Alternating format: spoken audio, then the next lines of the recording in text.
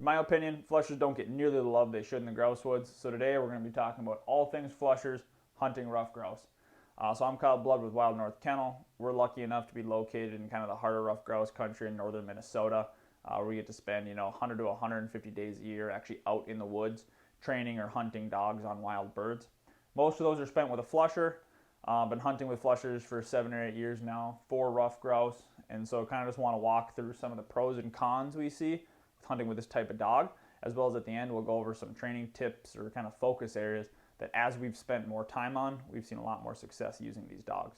So let's kick it off with pros. The first thing that's a big pro for us using these dogs is really improved shot opportunities.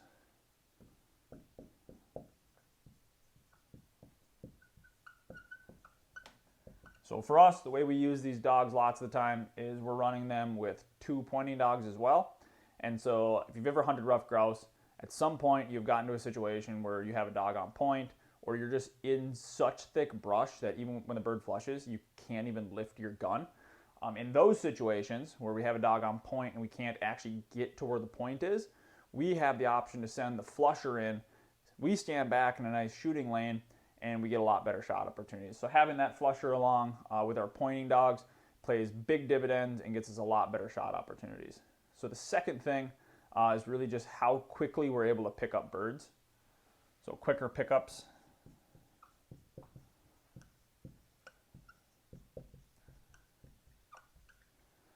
So for us, the main functions of our flushing dog is one, obviously flushing birds for us, but two, we use them primarily as our retrieving dog. So they are set up to where they'll sit and watch most of the stuff. So either they're flushing the bird and then sitting and watching it, or we're sitting remotely and then we're going in and flushing the bird. Either way, they're sitting and watching the bird's flight.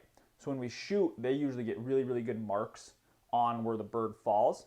And because they do it so much and they do so much retrieving with it, they're actually really efficient at going, finding those birds, picking them up. And so we spend a lot less time kicking around in the brush, maybe trying to get a pointing dog back in the area to hunt. These flushing dogs, really efficient, get in there, get the bird, get us back to hunting. So then kind of the last thing, which kind of goes without saying, but they just find birds.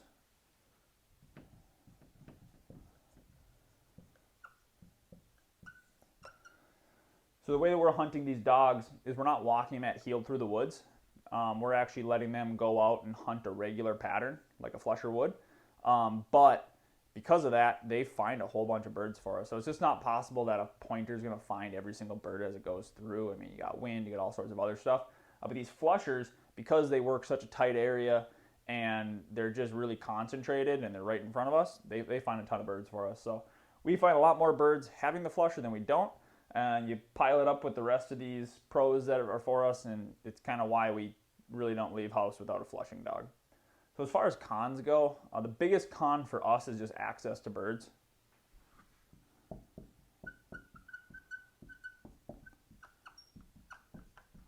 What we mean by that is just the way that a flusher hunts, they're not effective if they're out of shooting range.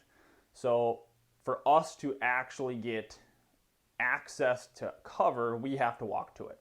Whereas with a pointing dog, if you have a bigger ranging pointing dog or a dog that ranges out, they'll go find different pieces of cover and bring you to them. Where with a flushing dog, we have to go to the cover. It's definitely not a con for everyone. In most situations, it really isn't that big a deal. Just pick a nice route, walk good cover, and you're going to find birds. But there's just been enough iterations for us where our pointing dogs have brought us to cover that we didn't plan on walking, that it kind of makes this something that we keep an eye on. The last con is really just because of the way that we specifically hunt these dogs, there's a pretty significant amount of training that goes into it. So advanced training.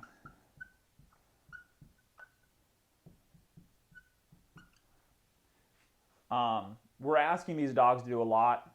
We'll kind of go over kind of what that is, but this isn't necessarily for everyone, and if you're just hunting just a flusher, you might not have to do all this advanced training, but for us it takes a couple, 2-3 seasons before these dogs are really, really dialed into their jobs. So it does take a while for us to actually develop these flushers, but it's well worth it in the end. But we threw it on the con because it is a time commitment to get them there. All right, let's talk a little bit about training focus areas for flushers. So the first area of training that we spend a whole bunch of time on, it's probably the most important, is just the level of steadiness.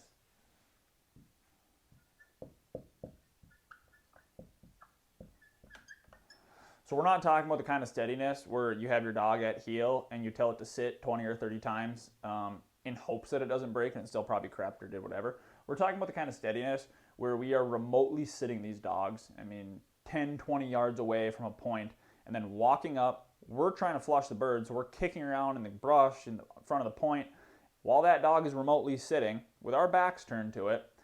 And then if we do flush a bird, that dog's got to sit through all that, and so it's got to sit through the shot, it's got to sit through the fall so it can actually mark the bird, and it's got to do all that remotely. So the level of steadiness that we're asking for, really, really high, and really, really important to what we do with these dogs. So the second area that we spend a bunch of time is really a good sit to flush.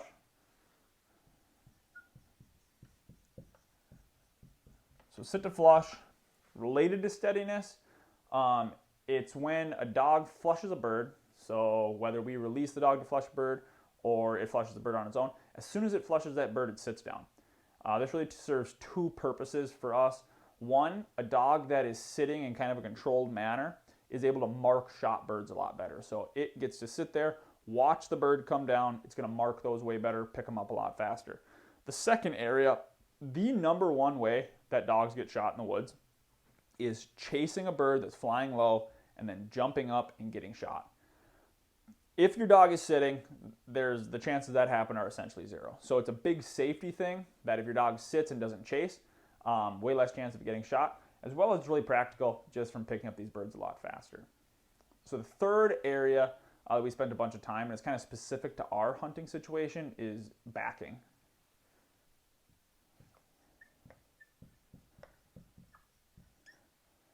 So the way that we hunt these dogs is you've maybe heard the term like strike dog for a flusher. I think someone made a video on that. You walk around with the dog at heel, and when the pointing dog goes on point, you heel the dog into the pointing dog, and then you release them. We don't do that. We instead allow our dogs to hunt the whole time, so we find a whole bunch more birds because of it, because the dogs are hunting.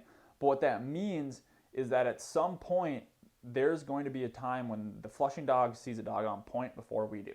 And when that happens, that dog cannot go up there and bust that point before we have a chance to get to it or get a shot. So we teach them to back, kind of like you would a pointing dog. So what backing is when they see a dog on point, they just stop. So a pointing dog would stand, flushing dogs sit. So if we're walking through the woods and a dog's on point, we train our dogs to see that dog and then sit down. That allows us to get up to the point, maybe bring the flushing dog in, maybe flush it ourselves. Either way, it allows us to trust these flushing dogs to hunt the whole time, knowing that they're not going to bust points if we don't see them in time. So it's kind of a win-win for everyone. Dogs get to hunt, and we get a lot better shot opportunities. And so the last area that we spend a bunch of time is in retrieving.